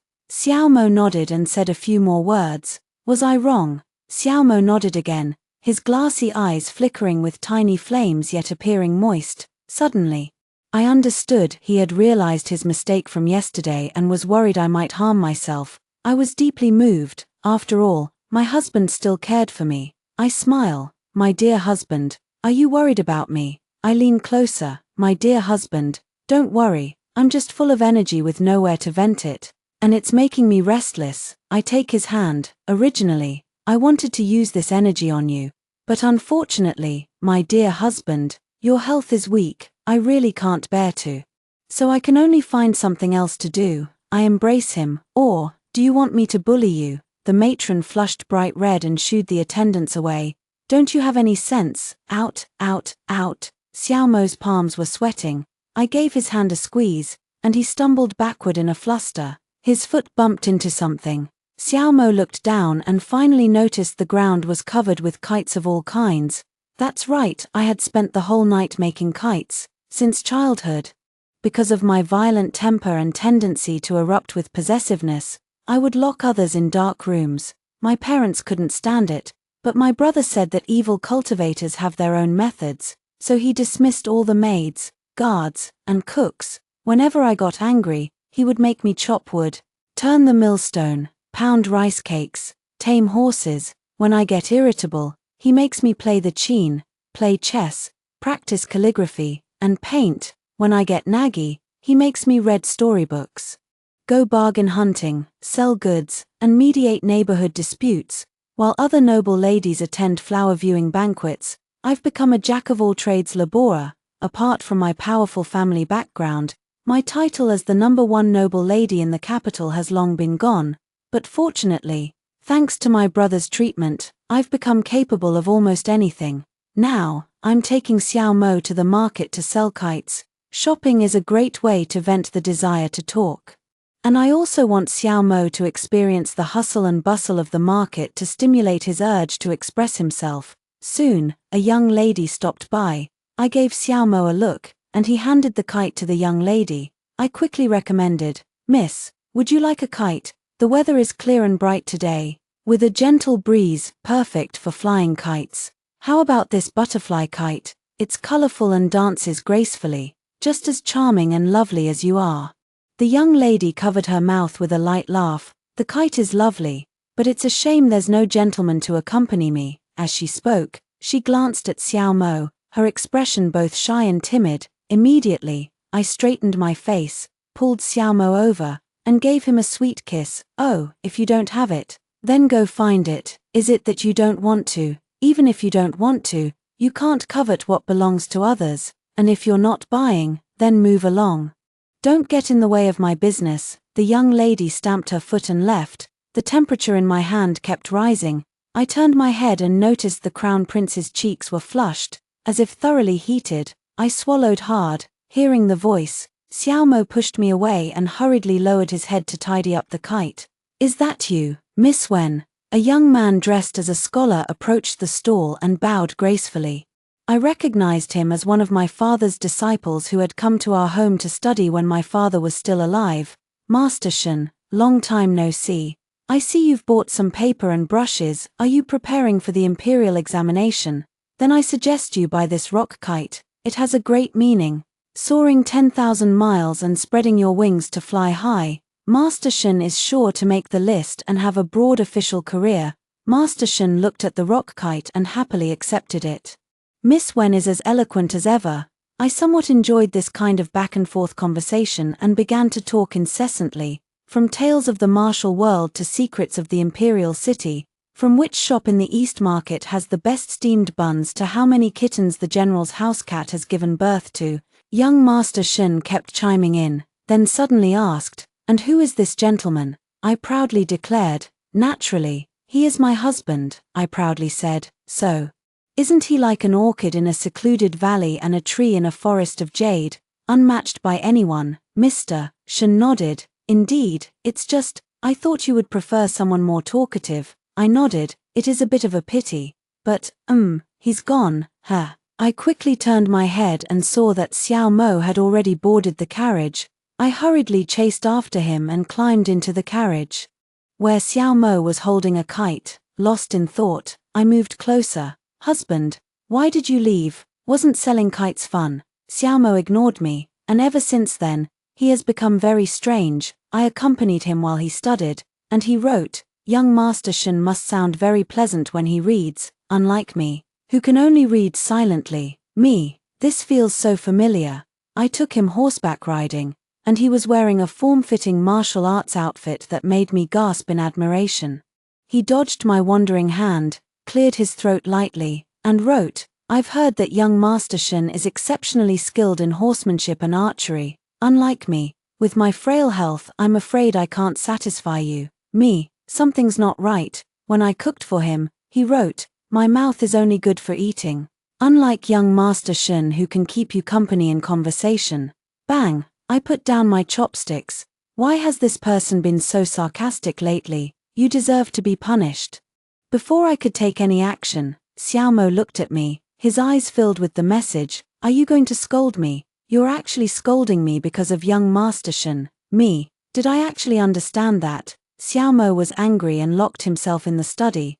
I was also angry and banged on the study door. "Husband, if you don't come out soon, I'll go find someone else." I had intended to scare him a little, but unexpectedly, as soon as I returned to the bedchamber, I was bear-hugged. Wah wah wah. "Sister, save me." My brother, who had suddenly disappeared, suddenly reappeared, holding me and crying loudly. I was furious, rolling up my sleeves. "Tell me, who bullied you? Let's go beat them up." My brother grabbed me, his face red and bashful. Me, creeped out. She slapped him directly. "Brother, Don't make that expression with a face so similar to mine." Brother instantly became obedient and started confessing. It turned out that during this time, brother had been pursuing the princess. But unfortunately, the princess only liked rough men who were skilled in martial arts, and brother was a gentle and delicate, virtuous husband, with a combat ability of 0. Tomorrow, the princess is hosting a hunting banquet. On the surface, it's a feast, but in reality, she's using it to evaluate potential husbands. My brother came to me because he wants me to attend the hunting banquet in his place and win the top prize. "Little sister, please help your brother out. I promise I'll never complain about you being a chatterbox again." Oh wow, this sounds exciting. I'm in. The next day, with makeup on, high heels, and dressed in men's clothing, I rode a horse and exchanged awkward glances with Xiaomo beside me. I should have known, since the princess was choosing a husband. Xiaomo, as her older brother, would definitely be here to oversee the process. I lowered my head, thinking, surely I wouldn't be recognized, right, brother Crown Prince? You usually keep to yourself and rarely go out. What brings you out to enjoy the sun today? But with your delicate and fragile physique, why push yourself so hard, Tilda? The third prince started causing trouble again. Looking at Xiaomo with disdain, I gritted my teeth, whipped the third prince's horse, and he screamed as he charged into the forest. Xiaomo turned to look at me and opened his lips to speak. I understood. He said, "Nyan Nyan, is that you?" I replied gruffly, "Your Highness. I am your brother-in-law. You've mistaken me for someone else." The crown prince persisted. "Are you looking for my royal sister? She is not suitable." I refused to answer and hurriedly rode away on my horse. For my brother's happiness, I skillfully narked an arrow and drew the bow, reaping a bountiful harvest. Just as I was about to head back, suddenly, several voices came from behind the large rock. "Today, we must ensure the crown prince meets his end in the belly of a beast, rest assured. Master, your subordinate has already made the arrangements. The crown prince will certainly not return alive. Make it clean." It's the third prince's voice. How dare he plot against Xiaomo? I followed the direction where Xiaomo had gone and indeed found drops of blood. There were also roars of wild beasts in the forest. When I saw the crown prince surrounded by the wolf pack, my mind went blank, and my heart felt as if it were being squeezed. I no longer cared about any disguise. "Husband, I'm here to help you." I drew my sword and charged forward, sweeping aside the wolves bearing their fangs. The wolf pack howled mournfully and desperately swarmed in for another attack. My clothes were torn to shreds. The long sword stained with blood reflected my bloodshot eyes and disheveled appearance. My arm trembled as I saw a wolf leaping toward me from the left. Phut! A familiar scent and warmth came from behind. The hand that usually holds a brush now wielded a sword. Piercing through the wolf charging at me, instantly, the brocade robe was stained with blood. I had no time to be surprised, so I turned and scanned the starving wolves behind him. The wolf pack was frenzied, and I spotted a gap, pushing the crown prince toward it. But I couldn't move him. Xiaomo tightly grasped my hand, his mouth moving in speech. Though no sound came out, I understood. "My love, I will not leave." Though the wolf's furious roar was right beside my ear. And though Xiaomo made no sound, I felt that the words "my love" were deafening. I touched the crown prince's lips and smiled. "Husband, do you remember what to do when you're bullied? First, shout ching ching, save me, directly. Second, retreat behind me. Third, let go of those long legs and run for your life." Xiaomo shook his head, his eyes filled with stubbornness and unwillingness. He picked me up, shielding me in his embrace, and charged through the wolf pack like a madman.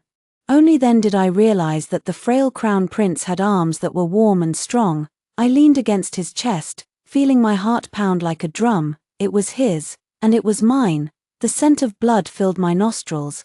Then suddenly the world spun, and my forehead struck hard against the rocks. All sounds gradually faded away. In a daze, I heard the guards shouting, and I saw Xiaomo in tears. What was he doing? He was clutching his neck, his mouth opening and closing, with a glaring crimson trickling from the corner of his lips. "Husband, don't speak. You look so tormented. It pains me to see you like this." I reached out and brushed my hand across his cheek, feeling the scorching heat. I could no longer hold on to consciousness, my hand slipping away weakly. The last thing I heard was a hoarse cry, ching-ching. His voice was both unfamiliar and familiar, as if I had heard it long ago, a heavenly sound from the depths of my memory. Some fragmented images flashed through my mind. Only then did I remember that I had actually met Xiao Mo long ago. That year, when I was 8, I was chosen as the princess's study companion, and my brother was selected as the crown prince's study companion. But the moment I laid eyes on Xiao Mo, I became his devoted follower. Brother Crown Prince, you are so handsome, just like the kind described in books, handsome enough to fill a cart with fruits. Speaking of fruits, I love pomegranates the most. The seeds inside are as shiny as gemstones. Speaking of gemstones, Brother Crown Prince, your eyes are even more beautiful than gemstones, they are like stars. Speaking of stars, the surroundings fell into silence. The princess covered her ears and hid behind her brother. Oh my, I want to change my study companion. I want Wen Jiao Jiao as my study companion, not Wen Nian Nian. I put my hands on my hips. I want to change too. I want to be the crown prince's study companion. I tugged at his sleeve. How about it, Crown Prince? Give me a chance, Tilda. Xiao Mo chuckled softly, holding me in his arms and pinching my chubby little face. All right, I'll listen to Nyan Nyan. His voice was incredibly pleasant. It was like the chime of jade striking jade, the tinkling of jade pendants, the flowing of mountain streams. When the Grand Tutor lectured, he spoke eloquently. Even I, who was usually talkative, couldn't help but fall silent. We eat together. Whatever he eats, I eat the same, and he looks puzzled. I chew and chew. If I eat the same things, I'll become as handsome as Brother Crown Prince. Xiao Mo chuckled. Nyan Nyan is already very beautiful. The Emperor tested us on our studies. And the Crown Prince answered fluently. When it was my turn, I went from discussing poetry and literature to palace gossip, and then from palace gossip to interesting stories from outside the palace. Xiao Mo quickly reminded, Nyan Nyan, control yourself a little. The Emperor waved his hand and teased. It's fine, as long as you like your crown princess. Xiao Mo, who was only 10 years old, put on an adult demeanor but blushed with embarrassment. I asked curiously, Crown Prince brother, what is a crown princess? Xiao Mo looked at me seriously. The one who will be with me for a lifetime, are you willing? Nyan Nyan, I nodded frantically. I could admire Xiao Mo's face for a lifetime, and I could listen to his voice for a lifetime too. More importantly, Xiao Mo could listen to me chatter for hours. If not for the unexpected, we should have grown up together.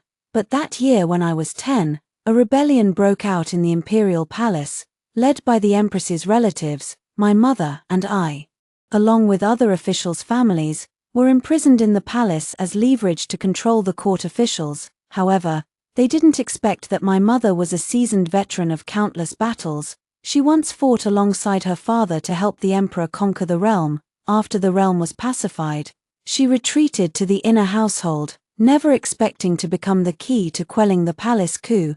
Not only did mother rescue the officials' families, but she also coordinated with father from inside and outside to suppress the internal rebellion. At that time, the Crown Prince and I were placed in an underground secret chamber.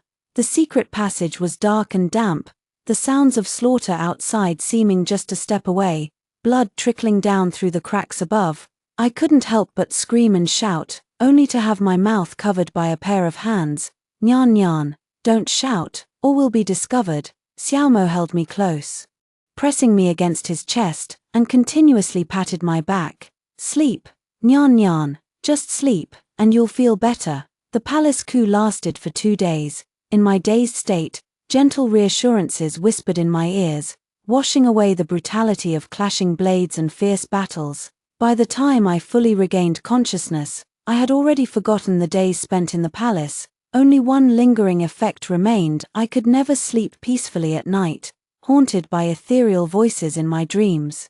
That voice was unmistakably Xiao Mo's. As memories flooded back, I struggled to open my eyes and saw a blurry figure. Husband, Ching Ching, it's me. A slightly rough voice sounded in my ear, and I fully opened my eyes. I saw Xiao Mo, looking haggard but tidy. Seeing me staring at him, he straightened his clothes. I know Ching Ching likes my looks, so I deliberately washed and groomed myself. Are you pleased? I shook my head. Xiao Mo's face instantly turned pale, and he seemed at a loss. How can I make you happy, my dear? I narrowed my eyes, suddenly grabbed his collar, pulled him onto the bed, and pinned him beneath me. Ever since I regained my memories, a heavy gloom has lingered in my heart. I pressed down on his shoulders and leaned in close to study his features. She had grown up almost exactly as she had in childhood, only with a touch of desolation between her brows.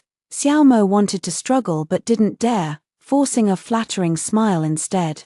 He lowered his eyes and reminded her, "You haven't fully recovered yet. This matter can't be rushed." I brushed my fingers over his brow and asked, "Brother Crown Prince, why have you never come to see me in all these 8 years?" I twirled his black hair between my fingers.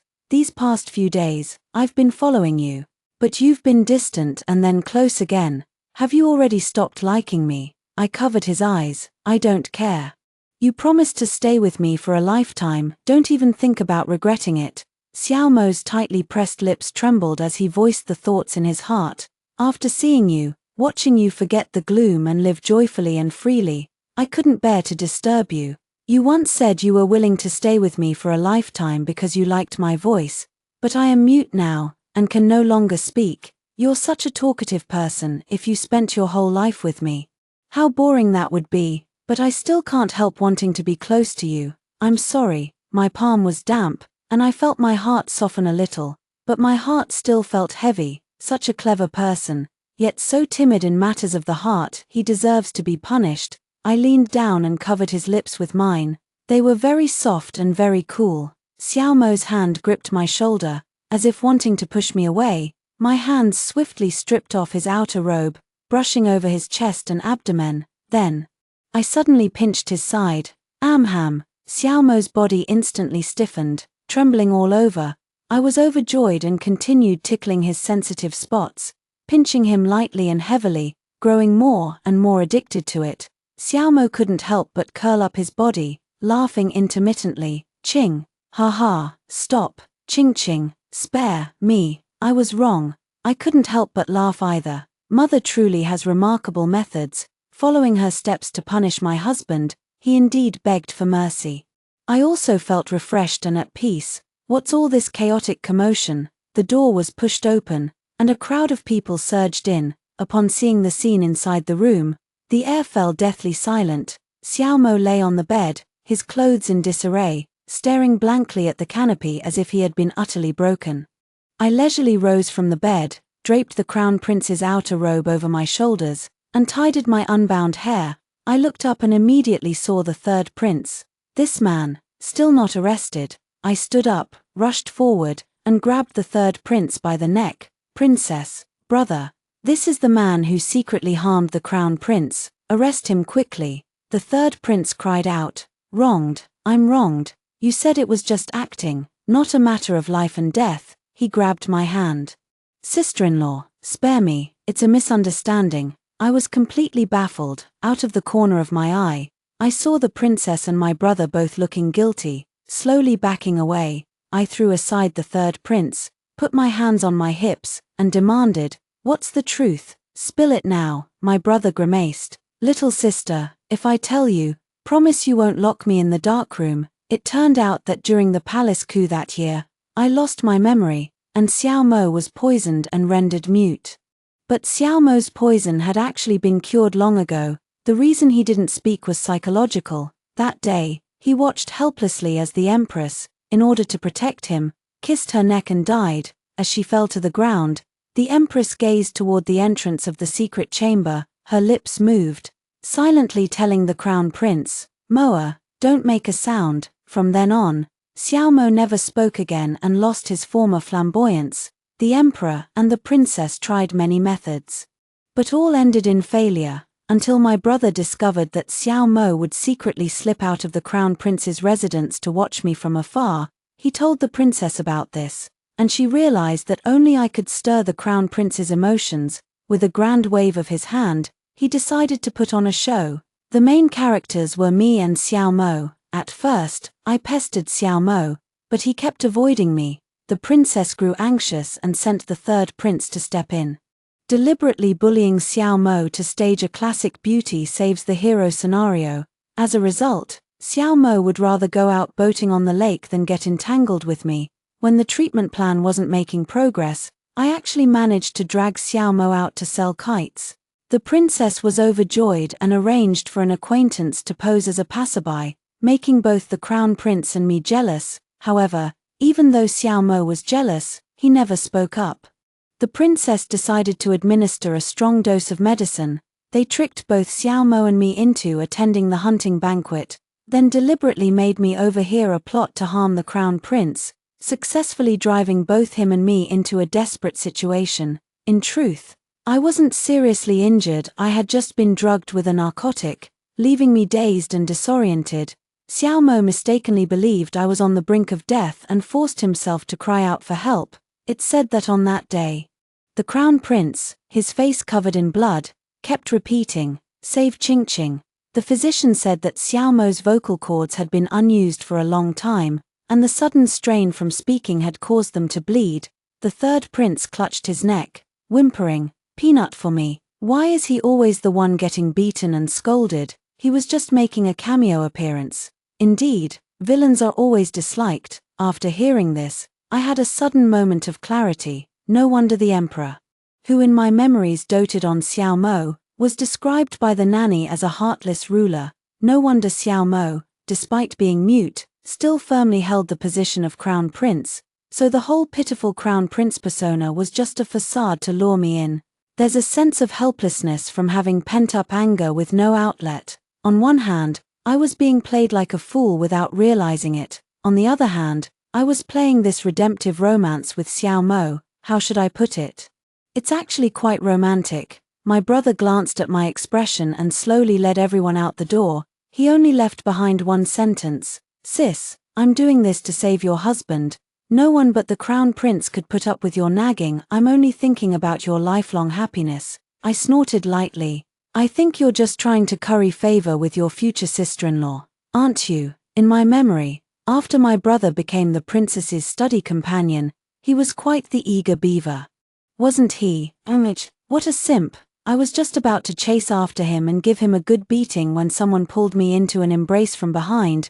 He rested his head in the crook of my neck, his breath whispering in my ear. For some reason, my ears grew warm. "Ching Ching. Thank you for being willing to become my remedy. You punished me earlier, can you forgive me now? If it's not enough, you can continue punishing me." As he spoke, he placed my hand on his earlobe and said, "Here." It's also sensitive. My hand trembled, and I gave it a gentle pinch. Xiao Mo indeed breathed a bit faster, and the arm around my waist tightened. I felt a bit displeased. Just who was the crazy chatterbox here? I turned around, looked up, and tugged at Xiao Mo's face. "Husband, don't steal my character, or I'll lock you in the dark room." Xiao Mo's eyes lit up, and he pulled me down with him as he fell backward. The gauze curtain fluttered down, covering our tightly pressed figures. He said, "The dark room." I couldn't ask for more.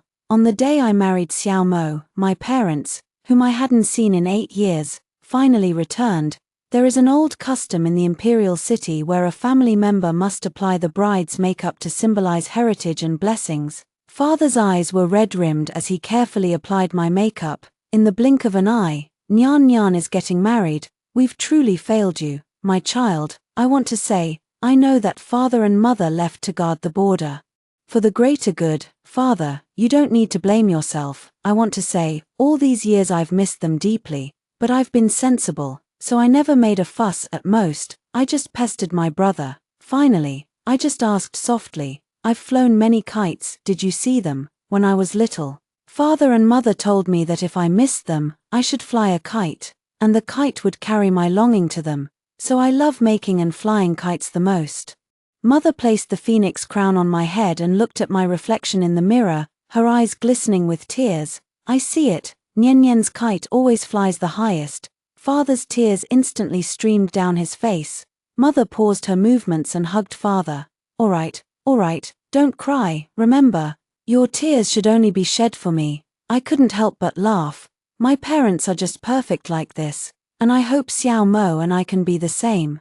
My brother carried me out of the mansion on his back, and after setting me down, he hugged me and cried, "Wah, little sister, if that scoundrel Xiao Mo ever bullies you, just drop your brothers', our parents' names. Got it?" I pushed him away with my finger. "Although you are my brother.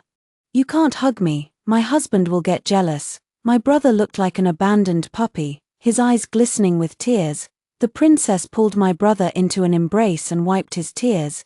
"Don't cry, I'll allow you to hug me." My brother's eyes instantly lit up with adoration. "Your Highness, you'd better give my brother a proper status soon, or I won't let you off easily." "When Nyen, you should worry about yourself first. The crown prince is here, my husband is here to pick me up." I turned around and fell into an embrace that carried the scent of ambergris. Xiao Mo, dressed in brilliant red, was exceptionally handsome. The boldness of his youth had returned to his brows and eyes, and I was utterly captivated. By the time I regained my senses, I was already riding a tall horse with him. The cheers of the common people in the imperial city echoed in my ears. I rarely felt shy, quickly covering my head with the veil and whispering in his ear, according to tradition, I should be riding in the sedan chair. The Wen Nyen I know has never cared about traditions. I just want to tell Ching Ching that you can be exactly as you were before. I will never stop you from doing anything you wish, because I know my Ching Ching is an exceptional woman. I chuckled softly, lifted the bridal veil, and covered both Xiao Mo and myself with it before leaning in to kiss him. In that moment, the clamor of the entire city was no match for the thunderous beating of my heart. After hearing the two stories above, what are your thoughts? Feel free to share your opinions in the comments section. Looking forward to hearing from you. If you liked this story, don't forget to like it, share it, and subscribe to my channel. See you next time.